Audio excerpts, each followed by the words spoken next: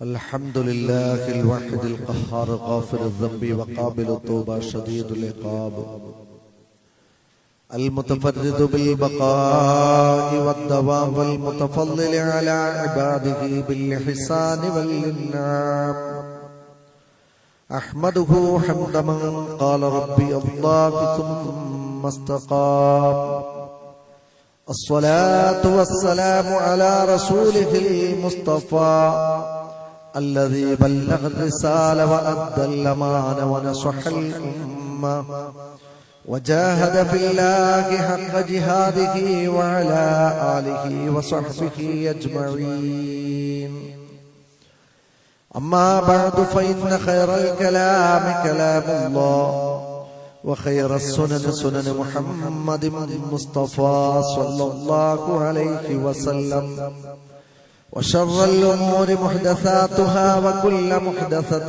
بدعة وكل بدعة ضلالة وكل ضلالة في النار أعوذ بالله السميع العليم من الشيطان الرجيم يا أيها الذين آمنوا اتقوا الله حق تقاته ولا تموتن إلا وأنتم مسلمون بسم الله الرحمن الرحيم من أراد الآخرة وسعى لها سعيها وهو مؤمن فأولئك كان سعيهم مشكورا സ്നേഹാദരനരായ സത്യവിശ്വാസികളെ വിശ്വാസിനികളെ സഹോദരീ സഹോദരന്മാരെ, സർവശക്തനായ അല്ലാഹുവിന്റെ വിധിവിലക്കുകളും നിയമനിർദ്ദേശങ്ങളും ജീവിതത്തിന്റെ എല്ലാ രംഗങ്ങളിലും അനുഷ്ഠിച്ചും പാലിച്ചും ജീവിക്കുവാൻ നാം ഓരോരുത്തരും ശ്രദ്ധിക്കണമെന്ന് ആമുഖമായി ഓർമ്മപ്പെടുത്തുകയാണ്, വസിയ്യത്ത് ചെയ്യുകയാണ്. സർവശക്തനായ അല്ലാഹു അവന്റെ വിധിവിലക്കുകളെ യഥാവിധി അനുസരിച്ചും പാലിച്ചും ജീവിക്കുന്ന നല്ലവരായ വിശ്വാസികളിൽ നമ്മെ എല്ലാവരെയും ഉൾപ്പെടുത്തി അനുഗ്രഹിക്കുമാറാവട്ടെ.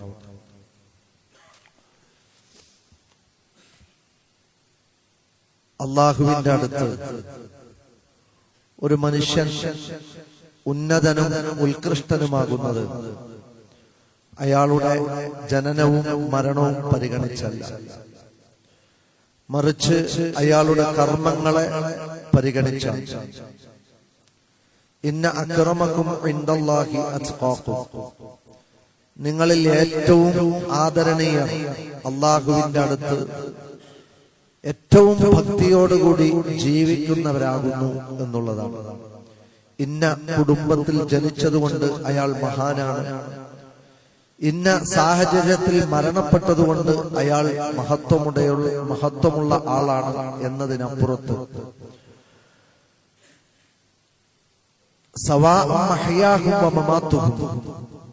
അവിശ്വാസികളുടെയും വിശ്വാസികളുടെയും ജനന മരണങ്ങൾ സമമാണ് എന്നും, എന്നാൽ അവരുടെ കർമ്മങ്ങളാണ് അള്ളാഹുവിന്റെ അടുത്ത് ഒരാളെ ഉന്നതനാക്കി മാറ്റുന്നത് എന്നതും പരിശുദ്ധ ഖുർആനിന്റെ വചനമാണ്.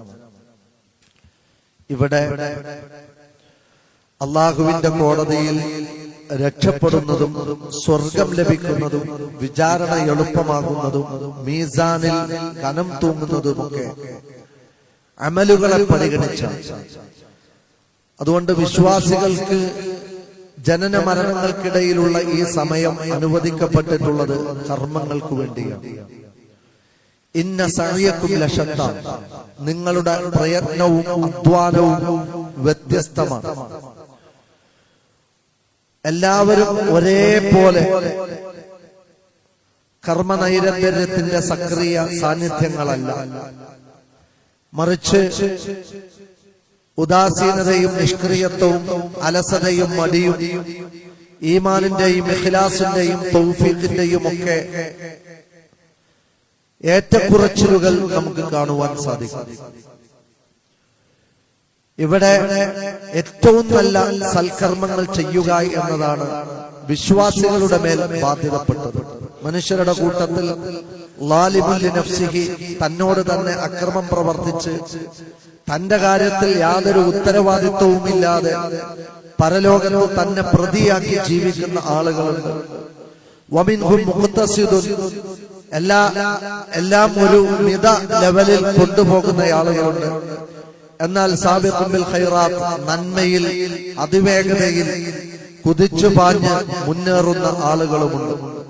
ഇങ്ങനെ വ്യത്യസ്തമായ തരത്തിൽ ജനങ്ങൾ കർമ്മങ്ങളെ സമീപിക്കുന്നതായി നമുക്ക് കാണുവാൻ സാധിക്കും.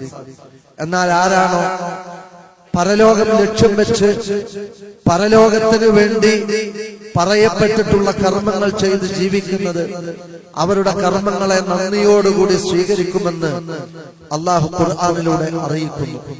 മൻ അറാദൽ ആഖിറ, ആരാണോ പരലോകം ലക്ഷ്യം വെക്കുന്നത്, വസഅലഹ സഅയഹ, എന്നിട്ട് ആ പരലോകത്ത് രക്ഷപ്പെടാൻ നിശ്ചയിക്കപ്പെട്ട കർമ്മങ്ങൾ കൊണ്ട് അധ്വാനിക്കുന്നത്, വഹുവ മുഅ്മിൻ, സത്യവിശ്വാസി ആയ നിലക്ക്, ഫഉലൈക കാന സഅയുഹും മഷ്കൂറ, അവരുടെ കർമ്മങ്ങളെ നന്ദിയോടുകൂടി അല്ലാഹു സുബ്ഹാനഹു വ തആല സ്വീകരിക്കുന്നതാണ്. ഇന്ന ഹാദാ കാന ലക്കും ജസാഅൻ വ കാന സഅയുഹും മഷ്കൂറ, തീർച്ചയായും നിങ്ങൾക്കുള്ള പ്രതിഫലം ഇതാ, കാരണം നിങ്ങളുടെ പ്രയത്നങ്ങളെ നന്ദിയോടുകൂടി സ്വീകരിക്കപ്പെട്ടിരിക്കുന്നു എന്നുള്ളതാണ്. ഇത് ഒരു സാക്ഷാത്കാരമാണ്. അധ്വാനത്തിന്റെ നേട്ടം കാണുന്ന ദിവസമാണ്. ആത്മസംതൃപ്തിയുടെയും സന്തോഷത്തിന്റെയും വിശ്വാസികളുടെ ആഹ്ലാദത്തിന്റെയും ഉത്സവത്തിന്റെയും ഒരു നിമിഷമാണ്. അല്ലാഹു കർമ്മങ്ങളെ സ്വീകരിച്ച് നന്ദിയോടുകൂടി അത് സ്വീകരിക്കുക എന്ന് പറയുന്നത്. ഇവിടെ കർമ്മങ്ങൾ സ്വീകരിക്കപ്പെടണമെങ്കിൽ പ്രധാനമായും 2 മാനദണ്ഡങ്ങൾ പ്രാമാണികമായി നാം പഠിപ്പിക്കപ്പെട്ടിട്ടുണ്ട്. അതിലൊന്ന് ഇഖ്ലാസുൻ നിയ്യ, ചെയ്യുന്ന കാര്യങ്ങളിൽ നമ്മൾ കാണിക്കുന്ന നിഷ്കളങ്കതയും നിഷ്കപടതയുമാണ്.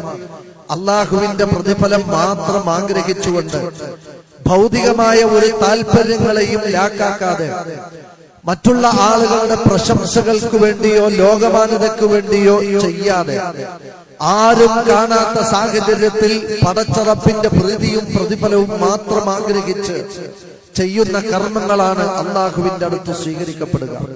വമാ ഉമിറു ഇല്ലാ ലിയഅ്ബുദുല്ലാഹ മുഖ്ലിസീന ലഹുദ്ദീൻ, അങ്ങേയറ്റത്തെ നിഷ്കളങ്കതയോടുകൂടി പരിപൂർണമായ കീഴ്വണക്കം പടച്ചറപ്പിന് മാത്രം സമർപ്പിച്ച് ആരാധനകൾ ചെയ്യുവാനാണ് വിശ്വാസി സമൂഹം കൽപ്പിക്കപ്പെട്ടിട്ടുള്ളത് എന്ന് പരിശുദ്ധ ഖുർആൻ ആരാധനയുടെ ചേതോവികാരത്തെ നമ്മുടെ മുമ്പിൽ അവതരിപ്പിക്കുന്നതായി കാണാൻ കഴിയും. അള്ളാഹുവിന്റെ പ്രീതിയും പ്രതിഫലവും മാത്രം ആഗ്രഹിക്കുന്ന കർമ്മങ്ങൾക്കാണ് പ്രതിഫലം ലഭിക്കുക എന്നതാണ്. അതുകൊണ്ട് തന്നെ ഇഖ്ലാസ്, അങ്ങേയറ്റത്തെ നിഷ്കളങ്കത, പടച്ചറപ്പിൽ നിന്നുള്ള ആഗ്രഹത്തോടുകൂടി നാം ചെയ്യുക എന്നതാണ്. മറ്റൊന്ന് ഇത്തിബാഅൻ, ചെയ്യുന്ന കർമ്മങ്ങൾ നുബുവത്തിന്റെ കയ്യൊപ്പും റിസാലത്തിന്റെ അംഗീകാരവുമുള്ള കർമ്മങ്ങളായിരിക്കണം. അല്ലാഹുവും റസൂലും പരിശുദ്ധ ഖുർആനിലൂടെയും പ്രവാചകന്റെ തിരുമൊഴികളിലൂടെയും പ്രവാചകൻ സല്ലല്ലാഹു അലൈഹി വസല്ലമയുടെ ജീവിതത്തിലൂടെയും പഠിപ്പിക്കപ്പെട്ട സ്വർഗത്തിനു വേണ്ടി നിർദ്ദേശിക്കപ്പെട്ട കർമ്മങ്ങളായിരിക്കണം വിശ്വാസികൾ ചെയ്യേണ്ടത്. നബി സല്ലല്ലാഹു അലൈഹി വസല്ലമ പറഞ്ഞു, നിങ്ങളെ സ്വർഗത്തിലേക്ക് അടുപ്പിക്കുന്നതും നിങ്ങളെ നരകത്തിൽ നിന്ന് രക്ഷപ്പെടുത്തുന്നതുമായ എല്ലാ കാര്യങ്ങളും ഞാൻ നിങ്ങൾക്ക് എത്തിച്ചു തന്നിരിക്കുന്നു. അൽഹംദുലില്ലാഹ്. അൽയൗമ അക്മൽതു ലക്കും ദീനുക്കും, നിങ്ങളുടെ മതം പൂർണ്ണമാക്കി തന്നിരിക്കുന്നു. അതോടൊപ്പം പടച്ചറപ്പിന്റെ ഈ മതമെന്ന അനുഗ്രഹത്തെ നിങ്ങൾക്ക് സമ്പൂർണമായി അനുവദിച്ചു നൽകുകയും ചെയ്തു കഴിഞ്ഞിരിക്കുന്നു. ഇനി ഇതിലേക്ക് പുതുതായി ഒന്നും കടത്തി കൂട്ടാനില്ല, ഇതിൽ നിന്ന് ഒന്നും വെട്ടിമാറ്റാനുമില്ല. നിങ്ങൾക്ക് സ്വർഗം കിട്ടണം, അതിനാവശ്യമായ മുഴുവൻ കാര്യങ്ങളും വഹയ്യായി നിങ്ങൾക്കിതാ വന്നു ലഭിച്ചിരിക്കുന്നു.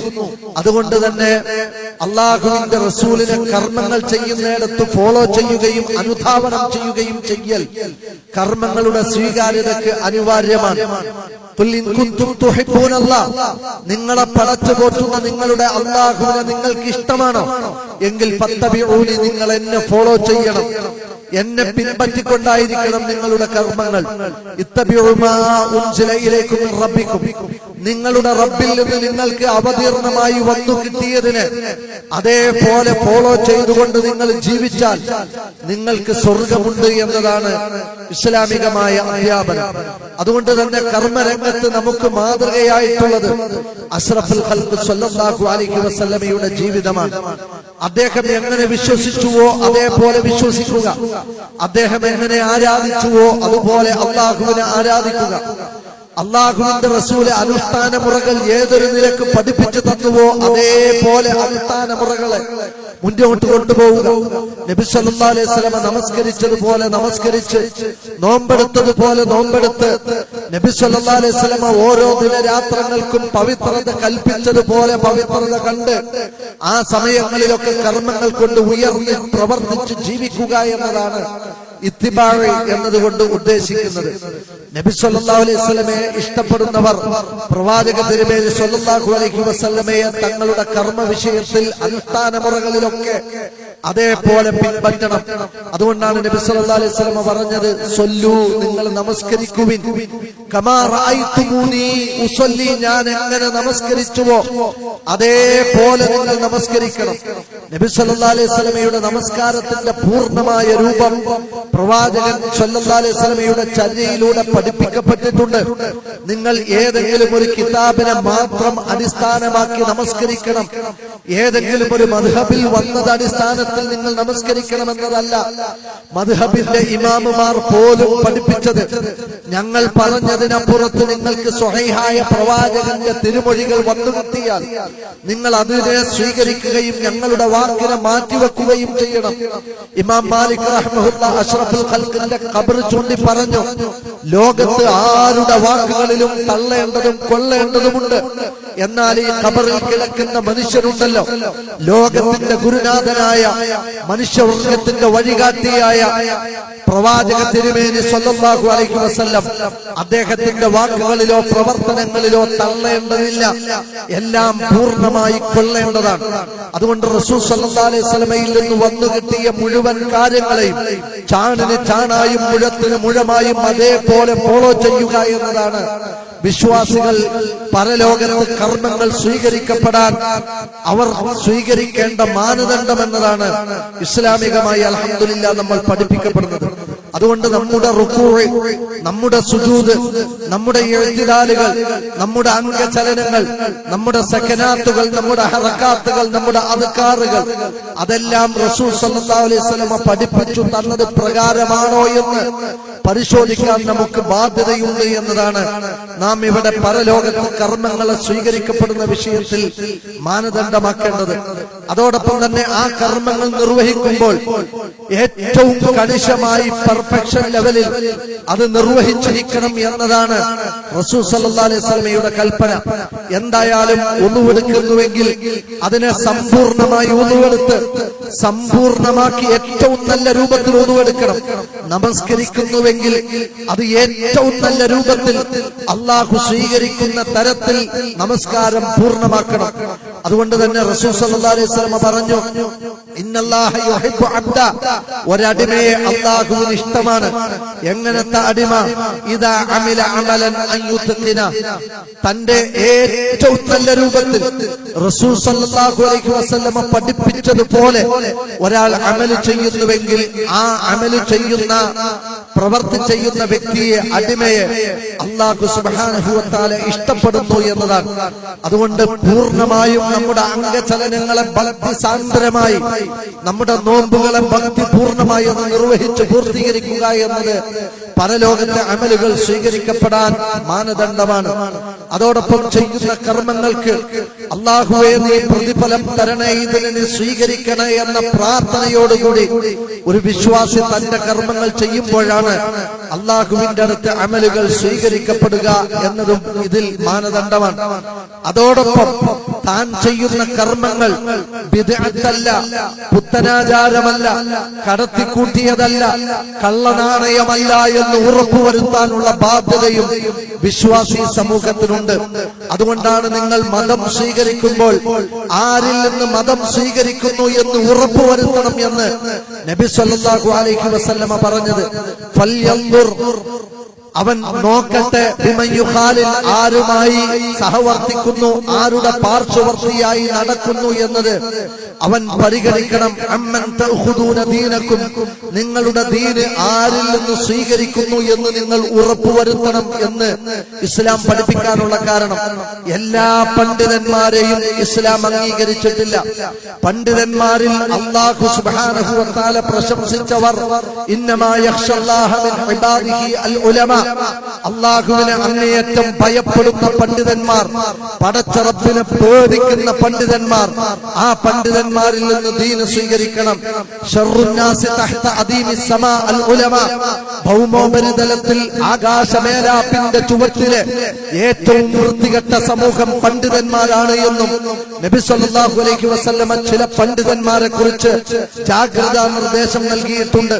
അതുകൊണ്ട് നമ്മൾ ആരിൽ നിന്ന് ജനങ്ങളെ വഞ്ചിക്കുന്ന സാമ്പത്തിക ലാഭത്തിനു വേണ്ടിയും ഭൗതിക താല്പര്യങ്ങൾക്ക് വേണ്ടിയും സത്യത്തെ മറച്ചുവെക്കുകയും സത്യത്തെയും അസത്യത്തെയും കൂട്ടിക്കുഴച്ച് സത്യം മറച്ചുവെച്ച് പുകമറകൾ സൃഷ്ടിച്ച് തെറ്റായ ലോകത്തേക്ക് നമ്മുടെ ദീനിനെ നയിച്ചു കൊണ്ടുപോകുന്ന കള്ളനാണയങ്ങളെ ശ്രദ്ധിക്കണമെന്ന് റസൂലുള്ളാഹി സ്വല്ലല്ലാഹു അലൈഹി വസല്ലം ദീൻ സ്വീകരിക്കുന്ന വിഷയത്തിൽ കൃത്യമായി മാനദണ്ഡമായി നമുക്ക് പഠിപ്പിച്ചു തന്നിട്ടുണ്ട്. അതുകൊണ്ട് തന്നെ നമ്മുടെ ആരാധനാ കർമ്മങ്ങൾ അല്ലാഹുവിന്റെ അടുത്ത് കാണണമെങ്കിൽ ആമിലത്തുൻ നാസിബ തസ്ലാ നാറൻ ഹമിയ, ചില മനുഷ്യർ പരലോകത്ത് വരാനുണ്ട്. അവർ ജോലിയെടുത്ത് ക്ഷീണിച്ചവരാണ്, ഉറക്കമിളച്ച് കുഴഞ്ഞു പോയവരാണ്, രാവും പകലും വിയർപ്പൊഴുക്കി അധ്വാനിച്ചവരാണ്. പക്ഷേ അവർ പോകുന്നത് കത്തിയാളുന്ന നരകത്തിലേക്കാണ് എന്ന് അധ്വാനങ്ങൾ വിഫലമായി പോയവരെ കുറിച്ച് നബി സല്ലല്ലാഹു അലൈഹി വസല്ലം പരിശുദ്ധ ഖുർആനിലൂടെ പഠിപ്പിക്കുകയാണ്. ഖുൽ ഹൽ നുനബ്ബിഉകും ബിൽ അഖ്സരീന അഅ്മാല, ജോലിയെടുക്കാത്തവരല്ല, അധ്വാനിക്കാത്തവരല്ല, പരലോകത്തിന് വേണ്ടി അധ്വാനിച്ച മനുഷ്യരെ കുറിച്ച് ഞാൻ നിനക്ക് പറഞ്ഞു തരട്ടെയോ? അവരാണ് ഏറ്റവും വലിയ നഷ്ടക്കാർ. വഹും യഹ്സബൂന അന്നഹും യുഹ്സിനൂന സുൻആ, അവർ കള്ളുകുടിക്കുന്നവരാണ് എന്നല്ല, അവർ പൊന്നു പിടിക്കുന്നവരാണ് എന്നല്ല, അവർ വൃത്തികേടുകൾ ചെയ്യുന്നവരാണ് എന്നല്ല, അവർ വിചാരിക്കുന്നത് തങ്ങൾ ചെയ്യുന്നത് ഏറ്റവും നല്ല കർമ്മങ്ങളാണ് എന്ന് വിചാരിച്ച് കർമ്മങ്ങൾ പൊളിഞ്ഞു പോയവർ ആരാണവർ? അവർ ഈ പറയുന്ന മാനദണ്ഡങ്ങൾ തെറ്റിപ്പോയവരാണ്.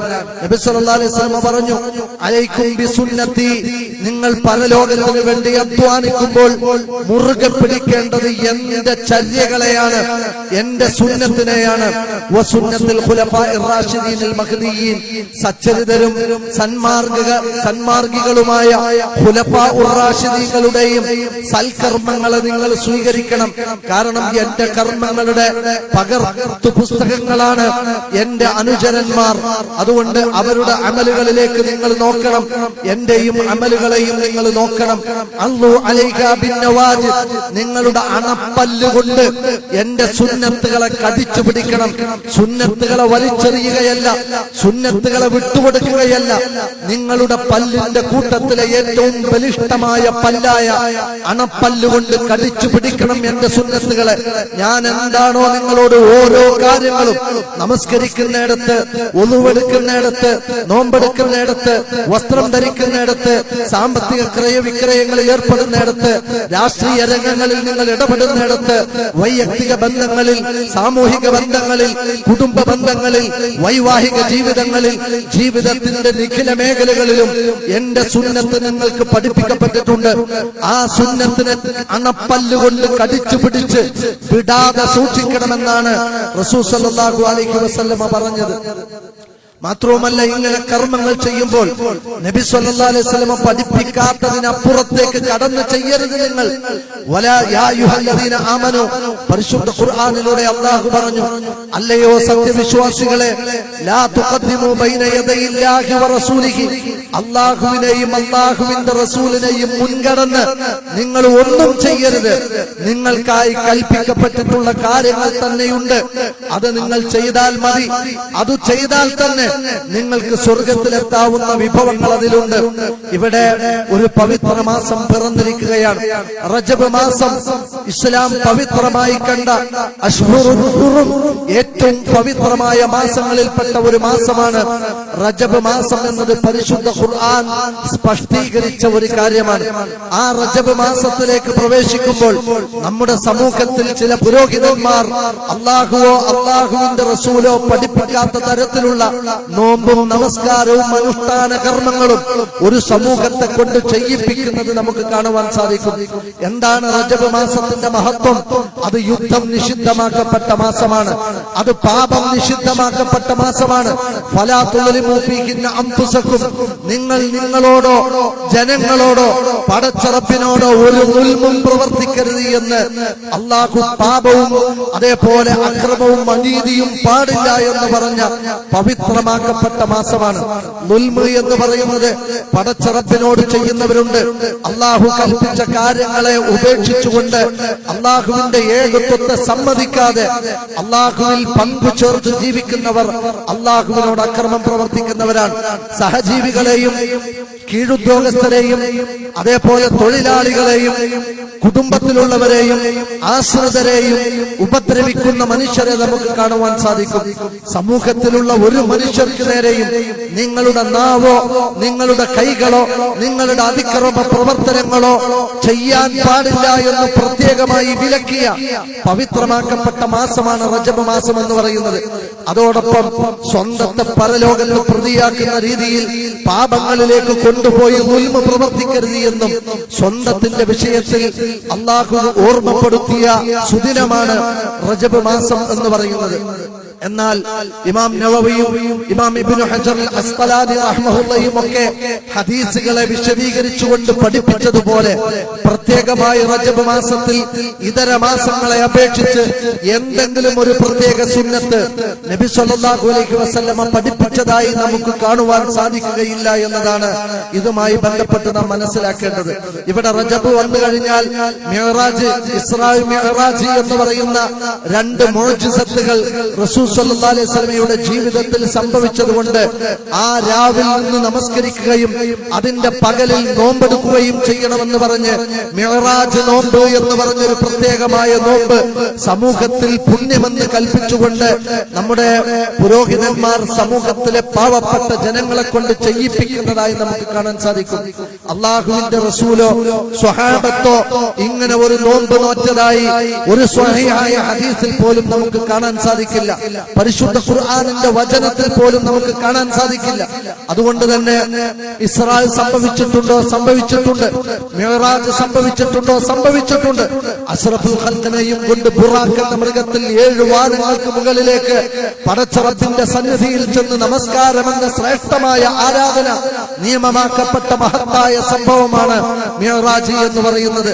ആ മിഅ്റാജ് സംഭവിച്ചത് ഏറ്റവും സ്വഹീഹായ ഹദീസ് പ്രകാരം റമളാനിന്റെ അവസാനത്തിലോ ശഅബാനിന്റെ ആദ്യത്തിലോ ആണ്.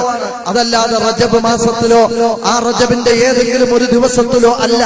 10ഓളം അഭിപ്രായങ്ങൾ പണ്ഡിതന്മാർ ഈ വിഷയത്തിൽ രേഖപ്പെടുത്തുന്നിടത്ത് റജബ് എന്നത് വിദൂര സാധ്യത മാത്രമാണ്.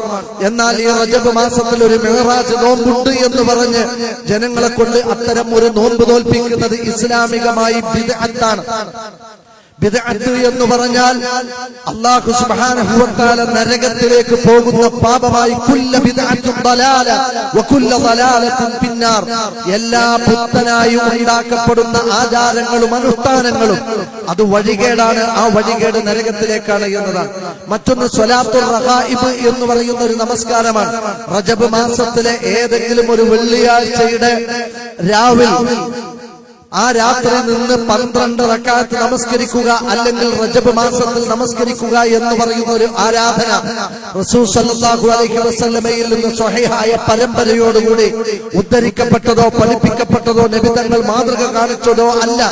അതുകൊണ്ട് അത്തരത്തിൽ ഒരു റജബ് മാസത്തിൽ ഒരു നമസ്കാരമുണ്ട് എന്ന് പറയുന്നത് ഇസ്ലാമികമായി പരിശോധിക്കുമ്പോൾ അത് ബിദ്അത്താണ്. മറ്റൊന്ന്, റജബ് മാസത്തിൽ ഉംറക്ക് പോകുന്നത് വലിയ മഹത്വമാണ് എന്ന് പറഞ്ഞ് ചില ആളുകൾ ഉംറക്ക് പോകുന്നത് കാണാം.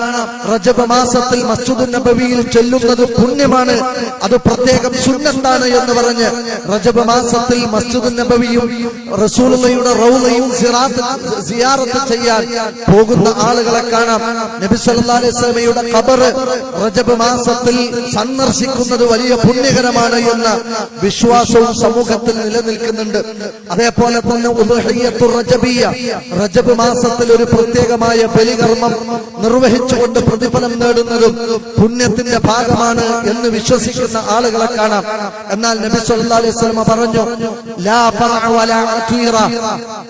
ജാഹിലിയ്യ കാലഘട്ടത്തിൽ ഫർഇ എന്ന് പറയുന്ന ഒരു ബലികർമ്മത്തിന്റെ ചടങ്ങുണ്ടായിരുന്നു ജാഹിലിയ്യത്തിലെ അന്ധവിശ്വാസം സ്വീകരിച്ച ആളുകൾക്ക്. അതായത് തങ്ങളുടെ ആടുമാടുകളിൽ നിന്ന് ആദ്യം ഏതെങ്കിലും ഒരാടിന് കുഞ്ഞിനെ പ്രസവിച്ചാൽ അതിന്റെ പേരിൽ ബലിയെറുക്കുക എന്നതാണ് ഫർഇ. അതീറ എന്ന് പറഞ്ഞാൽ റജബ് മാസത്തിൽ പ്രത്യേകം പുണ്യം കണ്ട് ബലിയെറുക്കുന്ന രീതിയാണ്. ഈ ജാഹിലിയ്യത്തിന്റെ ശേഷിപ്പുകളെ സ്വീകരിച്ചവരാണ്, റസൂൽ സല്ലല്ലാഹു അലൈഹി വസല്ലമയുടെ കൽപ്പനയെ ലംഘിച്ചവരാണ് ഈ റജബ് മാസത്തിൽ ഇത്തരത്തിലുള്ള ബലികർമ്മങ്ങളെ നിർവഹിച്ചു വരുന്നത്. മാത്രവുമല്ല, അള്ളാഹുവിന്റെ റസൂല് ഫർള് നമസ്കാരങ്ങൾക്ക് ശേഷം ഒരിക്കലും തിരിഞ്ഞു നിന്നുകൊണ്ട് ജനങ്ങൾക്ക് വേണ്ടി ഒരു റെഗുലറായ രൂപത്തിൽ ഒരു കൂട്ടുപ്രാർത്ഥന നടത്തിയതും നമുക്ക് കാണാൻ സാധിക്കില്ല. ലോകത്തെ ഏറ്റവും നല്ല മനുഷ്യനായ പരിപാവനമായ മിമ്പറിന്റെ ചുവട്ടിൽ മിഹ്റാബിലിരുന്ന് നബി സല്ലല്ലാഹു അലൈഹി വസല്ലമ പ്രാർത്ഥിച്ചാൽ ആ സമൂഹത്തിലെ മുഴുവൻ ആളുകൾക്കും അതിന്റെ ഗുണഫലങ്ങൾ കിട്ടും.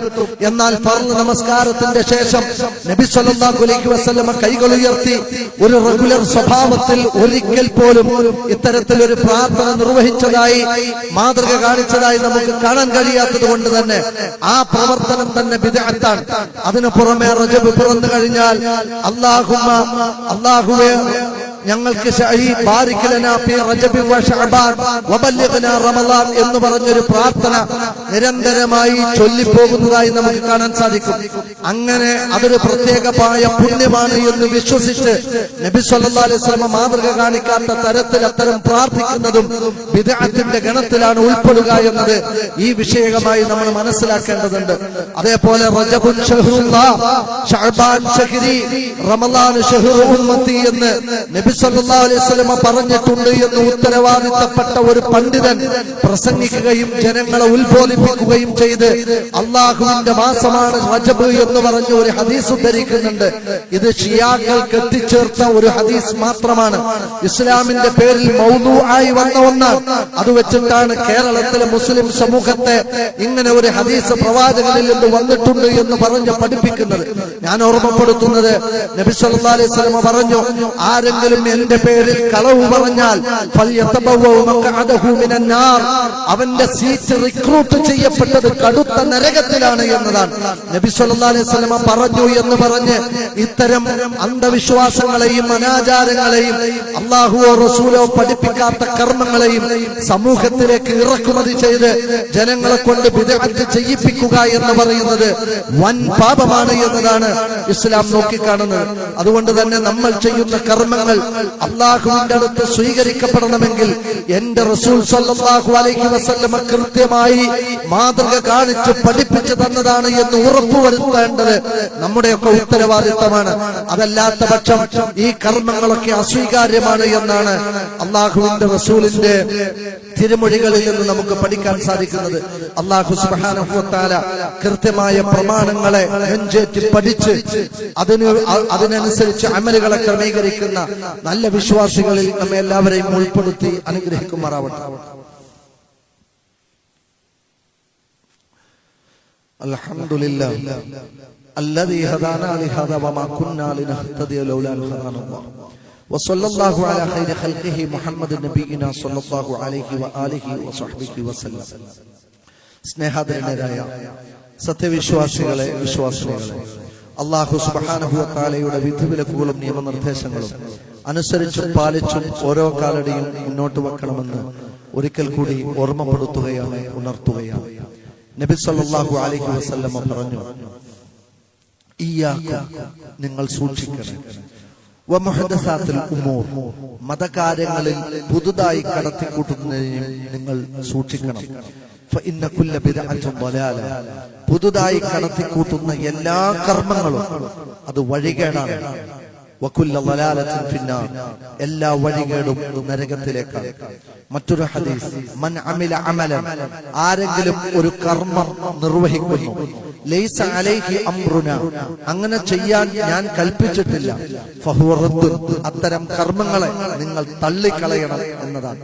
മൻ അഹദസ ഫീ അംറിനാ ഹാദാ, നമ്മുടെ ഈ ദീനിയായ കാര്യത്തിൽ ആരെങ്കിലും ഒരു പുതിയ കാര്യം കടത്തിക്കൂട്ടിയാൽ ഫഹുവ റദ്ദുൻ, കൊണ്ടുവന്നവനെയും കൊണ്ടുവന്ന അമലിനെയും നിങ്ങൾ തള്ളിക്കളയണമെന്നാണ് നബി സല്ലല്ലാഹു അലൈഹി വസല്ലമ പഠിപ്പിച്ചിട്ടുള്ളത്. ഇമാം മാലിക് റഹ്മഹുല്ലാ പറഞ്ഞു, മൻ ഇബ്തദഅ ഫിൽ ഇസ്ലാമി ബിദ്അ, ആരെങ്കിലും ഒരു പുതിയ അനുഷ്ഠാനമോ ആചാരമോ ദീനിൽ കടത്തിക്കൂട്ടിയാൽ എന്നിട്ട് അതിന് പുണ്യവും വണ്ണവും എണ്ണവും ദിവസവും സമയവും നിശ്ചയിച്ചു കൊടുത്താൽ ആ വ്യക്തി യറാഹ ഹസന, അത് നന്മയായി നോക്കിക്കണ്ടാലും ശരി, ഫഖദ് സഅമ, അവൻ വാദിക്കുന്നത് അന്ന മുഹമ്മദൻ ഖാന റിസാല, മുഹമ്മദ് നബി ചതിയനാണ്, റിസാലത്ത് കൊണ്ടുവന്നതിൽ നബി സല്ലല്ലാഹു അലൈഹി വസല്ലം ചതി നടത്തിയിരിക്കുന്നു. ഇങ്ങനെ ഒരു പുണ്യമുണ്ടായിട്ട് എന്തുകൊണ്ട് റസൂലുള്ളാഹി അത് മറച്ചു വെച്ചു എന്ന് വാദിക്കുന്നതിനും അങ്ങനെ അംഗീകരിക്കുന്നതിനും തുല്യമാണ് പുതിയ ഒരു കാര്യത്തെ ജീവിതത്തിൽ കൊണ്ടു നടക്കുന്നത് എന്നാണ് നബി സല്ലല്ലാഹു അലൈഹി വസല്ലമയെ കുറിച്ച് ഇമാം മാലിക് റഹ്മഹുല്ലാ ഓർമ്മപ്പെടുത്തിയത്. പരിശുദ്ധ ഖുർആൻ പോലും സൂറത്തുൽ ഹഖയിലൂടെ നബിക്ക് നൽകുന്ന അതിശക്തമായ ഒരു താക്കീതുണ്ട്. അല്ലാഹു പറഞ്ഞു, വലൗ തഖവ്വല അലൈനാ ബഅൽ അഖാവീൽ, നമ്മുടെ മേൽ നിന്റെ വക നീ എന്തെങ്കിലും കൂട്ടി പറഞ്ഞാൽ ലഅഖദ്നാ മിൻഹു ബിൽ യമീൻ സുമ്മ ലഖതഅനാ മിൻഹുൽ വതീൻ, നിന്റെ കൊരവള്ളിയും ജീവനാടിയും നമ്മുടെ വലത് കരം കൊണ്ട് അറുത്തു കളയും എന്നാണ് നബി സല്ലല്ലാഹു അലൈഹി വസല്ലമയോട് അല്ലാഹു പറഞ്ഞത്.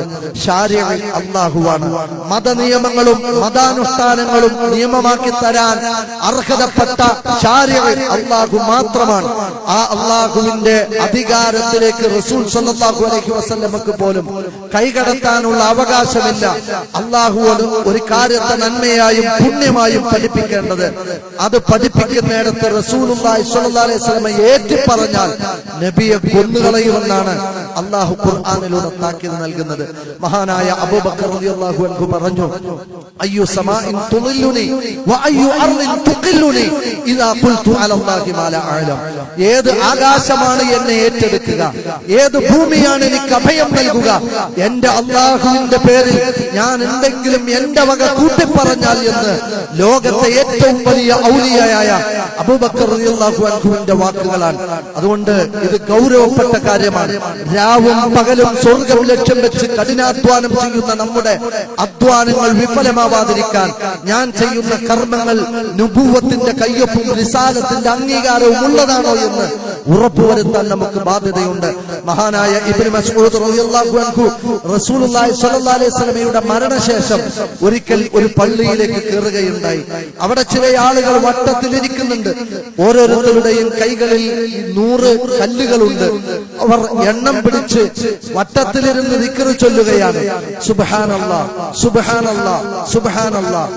അദ്ദേഹം കയറി ചെന്ന് അഷ്റഫുൽ ഖൽഖിന്റെ ആ സ്വഹാബി അവരോട് പറഞ്ഞു, അല്ലാഹുവിന്റെ റസൂൽ മരിച്ചിട്ട് അദ്ദേഹത്തെ കുറിച്ചുള്ള ഓർമ്മകൾ മരിച്ചിട്ടില്ല, ആ പ്രവാചകൻ ഉപയോഗിച്ച പാത്രങ്ങൾ ദ്രവിച്ചിട്ടില്ല, അദ്ദേഹം ഉപയോഗിച്ച വസ്ത്രം ഇതുവരെ തുരുമ്പിപ്പോയിട്ടില്ല, പ്രവാചകന്റെ ശേഷിപ്പുകൾ അവശേഷിക്കുന്ന ഈ ഓർമ്മകൾ നിലനിൽക്കുന്ന മണ്ണിൽ ഇത്രയും അല്ലാഹുവിന്റെ റസൂൽ കാണിച്ചു തരാത്ത രീതിയും രൂപത്തിലും പുതിയ ഒരു ശൈലിയിലേക്ക് നിങ്ങൾ ദീനിനെ കൊണ്ടുപോവുകയാണോ? വല്ലാഹി ലഅഖ്റുബന്ന ഹാദൽ മസ്ജിദ്, ഇവിടെ നിന്ന് ഇറങ്ങിപ്പോയിട്ടില്ലെങ്കിൽ ഈ പള്ളിയടക്കം ഞാൻ പൊളിച്ചിടുമെന്നാണ് അല്ലാഹുവിന്റെ റസൂലിന്റെ അരുമശിഷ്യനും തഫ്സീറിന്റെ രചയിതാവും അങ്ങനെ ഏറ്റവും വലിയ ദീനിന്റെ പ്രകാശം ഖുർആനിന്റെ വെളിച്ചം ജനങ്ങൾക്ക് എത്തിച്ചു തന്ന ആ സ്വഹാബി പെരുമാറിയ രീതി അത്ര ധാർമ്മിക രോഷത്തോടു കൂടിയാണ്. അല്ലാഹുവിന്റെ റസൂൽ സ്വല്ലല്ലാഹു അലൈഹി വസല്ലമ പഠിപ്പിച്ചതിനെ അതേപോലെ ഫോളോ ചെയ്യുക എന്നതല്ലാതെ നമ്മുടെ വക നമസ്കാരമല്ലേ, നോമ്പല്ലേ, ദിക്റല്ലേ, ദുആ അല്ലേ എന്ന് പറഞ്ഞ് കടത്തിക്കൂട്ടാനുള്ള നിവൃത്തി നമുക്കില്ലാത്തതാണ്. അതുകൊണ്ട് നബി സല്ലല്ലാഹു അലൈഹി വസല്ലം പഠിപ്പിക്കാത്ത ഒരു റാത്തീബ്, നബി സല്ലല്ലാഹു അലൈഹി വസല്ലം പഠിപ്പിക്കാത്ത ഒരു നൂറാനിയത്ത് നമ്മുടെ ജീവിതത്തിൽ പാടില്ലാത്തതാണ്. നബി തങ്ങൾ എന്താണോ പഠിപ്പിച്ചത് അതാണ് ചാണിന് ചാണായി നമ്മൾ സ്വീകരിക്കേണ്ടത്. അതല്ലാത്ത പക്ഷം അള്ളാഹുവിന്റെ കോടതിയിൽ നമ്മുടെ അമലുകൾ ഉണ്ടാവില്ല. എന്റെ നേതാവ് പറയട്ടെ എന്ന് പറഞ്ഞ് കാത്തിരിക്കാനല്ല, ഖുർആനും ഹദീസും എന്നെ എന്തു പഠിപ്പിക്കുന്നു എന്ന് ഉറപ്പുവരുത്താൻ നമുക്ക് ബാധ്യതയുണ്ട്. അതുകൊണ്ടാണ് അള്ളാഹിനെ കുറിച്ചറിയണം, റസൂലിനെ കുറിച്ചറിയണം, നമസ്കാരത്തെ കുറിച്ചറിയണം, പരലോകത്തെ കുറിച്ചറിയണം, റിസാലത്തിനെ കുറിച്ചറിയണം.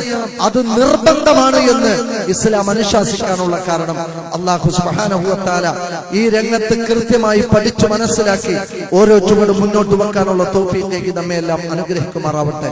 അല്ലാഹുവേ, അറിഞ്ഞോ അറിയാതെയോ സംഭവിക്കുന്ന തെറ്റുകൾ ഞങ്ങളോട് പൊറുക്കണമേ അല്ലാഹ്. ചെറുതും വലുതുമായി വന്നുപോയ പാപങ്ങളെ ഞങ്ങളോട് മാപ്പാക്കി നൽകണമേ റഹ്മാനെ. അല്ലാഹുവേ, അറിവില്ലായ്മ കൊണ്ട് സംഭവിക്കുന്ന അബദ്ധങ്ങളെ ഞങ്ങളോട് ക്ഷമിക്കണമേ അല്ലാഹ്. അറിഞ്ഞതിനനുസരിച്ച് നിന്റെ ആരാധനാ കർമ്മങ്ങളെ ചിട്ടപ്പെടുത്താൻ പടച്ചവനെ ഞങ്ങൾക്ക് തൗഫീഖ് നൽകി അനുഗ്രഹിക്കണമേ അല്ലാഹ്. അല്ലാഹുവേ, ഞങ്ങളിൽ പലരും രോഗികളാണ്, വേദന കൊണ്ട് പുളയുന്നവരാണ്, പ്രാർത്ഥനയ്ക്ക് വസിയത്ത് ചെയ്തവരും ഹോസ്പിറ്റലിൽ കാല് പൊട്ടിക്കിടക്കുന്നവരുമുണ്ട്. റഹ്മാനായ റബ്ബേ, അവരുടെ രോഗങ്ങൾക്ക് നീ പൂർണ്ണമായ ശിഫാഇനെ പ്രദാനം ചെയ്യണമേ അല്ലാഹ്. അനുഭവിക്കുന്ന ശാരീരിക രോഗങ്ങൾക്ക് നീ പരിഹാരമുണ്ടാക്കി നൽകണമേ അല്ലാഹ്. ജീവിതാവസാനം വരെ നിന്റെ മുന്നിൽ സുജൂദ് ചെയ്യാനുള്ള ആഫിയത്ത് തന്ന് ഞങ്ങളോട് കരുണ കാണിക്കണം റഹ്മാനെ. പടച്ചവനെ, സാമ്പത്തിക പരാധീനതകൾ കൊണ്ട് പൊറുതിമുട്ടുന്നവരും കടം കൊണ്ട് വീർപ്പുമുട്ടുന്നവരും ഞങ്ങളുടെ കൂട്ടത്തിലുണ്ട്. അല്ലാഹുവേ, ഞങ്ങളുടെ കടം നീ വീട്ടി നൽകണമേ അല്ലാഹ്. ഞങ്ങളുടെ ഉപജീവനത്തിലും ജോലിയിലും കൂലിയിലും നിന്റെ ബറക്കത്തും റഹ്മത്തും നിറച്ചു നൽകണമേ അല്ലാഹ്. അല്ലാഹുവേ, ആരുടെ മുൻപിലും കൈനീട്ടേണ്ടതില്ലാത്ത വിധത്തിലുള്ള ഒരൈശ്വര്യവും ധന്യതയും ഞങ്ങൾക്ക് തന്ന് അനുഗ്രഹിക്കണം റഹ്മാനെ. അല്ലാഹുവേ, ഞങ്ങളിൽ നിന്ന് മരണപ്പെട്ടവർ ഇന്ന് ഖബറിന്റെ വീട്ടിലാണ്. അവരുടെ ഖബറിടം നീ സ്വർഗ്ഗത്തോപ്പാക്കി മാറ്റണമേ അല്ലാഹ്. അവരെയും ഞങ്ങളെയും നീ നിന്റെ ജന്നാത്തിൽ ഫിർദൗസിൽ പരിഗണിക്കണമേ റഹ്മാനെ. അവർ ചെയ്തു കൂട്ടിയ പാപങ്ങളും ഞങ്ങളിൽ നിന്ന് വന്നുപോയ തെറ്റുകളും ഞങ്ങളോട് പൊറുക്കണമേ റഹ്മാനെ. അല്ലാഹുവേ, ഒരു വിഭാഗം സ്വർഗത്തിലേക്ക് ആനയിക്കപ്പെടുമ്പോൾ മറ്റൊരു വിഭാഗം നരകത്തിലേക്ക് വലിച്ചെടുക്കപ്പെടുമ്പോൾ സ്വർഗപൂങ്കാവനത്തിലേക്ക് പോകുന്നവരിൽ ഞങ്ങളെയും ഞങ്ങളുടെ പ്രിയപ്പെട്ടവരെയും ഉൾപ്പെടുത്തി അനുഗ്രഹിക്കണമേ അല്ലാഹ്. അല്ലാഹുവേ, കത്തിയാളുന്ന നരകത്തിൽ നിന്ന് രക്ഷപ്പെടുത്തണമേ അല്ലാഹ്.